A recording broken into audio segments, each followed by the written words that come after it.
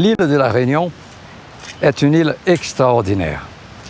Je veux pour preuve le site sur lequel nous trouvons ici. C'est le site du Cap Méchant dans la commune de Saint-Philippe. Cet endroit est privilégié à plusieurs égards. Ici, c'est la rencontre de plusieurs mondes. Nous avons là, à quelques mètres, la mer avec un bleu indéfinissable. Nous avons là des falaises magnifiques dans lesquelles les vagues viennent s'exploser. Ces vagues qui sont survolées par des pailles en queue qui viennent chercher leur nid. Ils habitent dans ces falaises-là.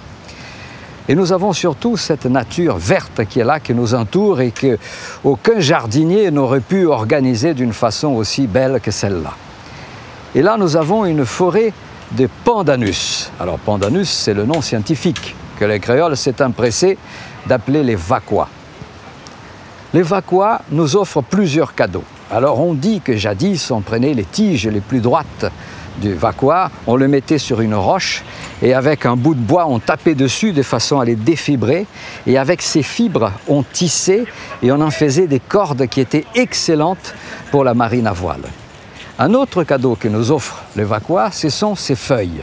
Alors nous avons un artisanat qui travaille les feuilles du vacois de façon très artistique. On en fait des sacs pour les femmes, on en fait des chapeaux, on en fait des bertelles, qui est un objet authentique des créoles.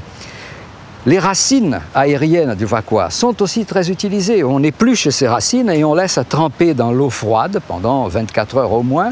Et la sève qui va se mélanger à l'eau a des propriétés médicinales extraordinaires. On va boire cette eau et nos ancêtres, la vieille grand-mère nous disait, ça nettoie les sangs, c'est rafraîchissant.